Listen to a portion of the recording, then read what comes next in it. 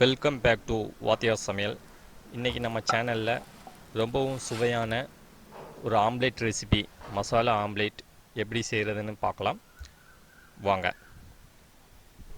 முதல்ல நம்ம ஒரு பேன் எடுத்துக்கலாம். பேன் எடுத்து 1 டேபிள் ஸ்பூன் அளவுக்கு ஆயில் விட்டு சூடு பண்ணிக்கலாம்.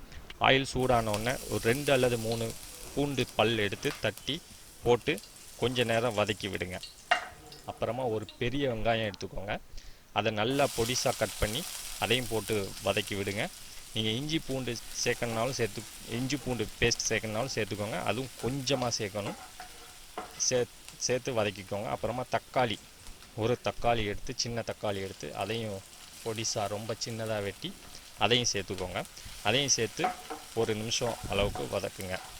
அப்புறமா பச்சை மிளகாய் சிறியதாக வெட்டப்பட்ட பச்சை மிளகாய் 1 எண்ணம் சேர்த்து அதையும் கொஞ்சம் நேரம் வதக்குங்க. அதுக்கப்புறமா மிளகாய்த்தூள் ஒரு 1/2 டீஸ்பூன் அளவுக்கும், மஞ்சள் தூள் 1 சிட்டிகை அளவுக்கும், சீரகத்தூள் 1 டீஸ்பூன் அளவுக்கும் சேர்த்து கொஞ்சம் நேரம் வதக்குங்க. நல்ல பச்சை வாசனை போகிற வரைக்கும் வதக்குங்க. நம்ம வெங்காயம் தக்காளியெல்லாம் சேர்த்துருக்கோம்ல, அதெல்லாம் பச்சை வாசனை போகிற வரைக்கும் கொஞ்சம் நேரம் வதக்குங்க. இப்போ நம்ம 2 முட்டைக்காக இந்த மசாலா ரெடி பண்ணுறோம். 2 முட்டை வச்சு மசாலா ஆம்லேட் போட போகிறோம். நீங்கள் முட்டை 3 முட்டை 4 முட்டை சேர்க்குறதா இருந்தால் அதிகமாக வெங்காயமும் தக்காளி கூட ஒரு 2ம் சேர்த்துக்கோங்க. பச்சை மிளகாயும் அதிகமாக சேர்த்துக்கோங்க. இப்போ நல்லா வதங்கிருச்சு. நல்லா வதங்கினதுக்கப்புறமா ஸ்டவ்வை ஆஃப் பண்ணிடலாம். நம்ம ஸ்டவ்வை ஆஃப் பண்ணிவிட்டு இதை வேறு ஒரு பாத்திரத்தில் மாற்றி எடுத்து வச்சுக்கலாம்.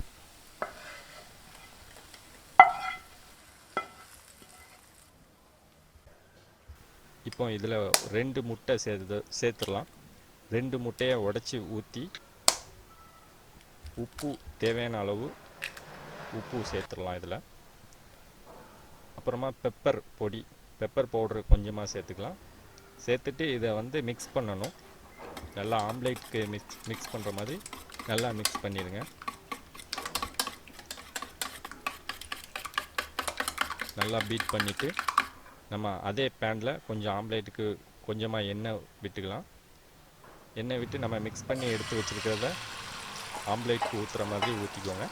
அப்புறமா லோ ஃப்ளேமில் வச்சு இதை கவர் பண்ணி ஒரு 3லேருந்து 5 நிமிஷம் வரைக்கும் குக் பண்ணுங்கள்.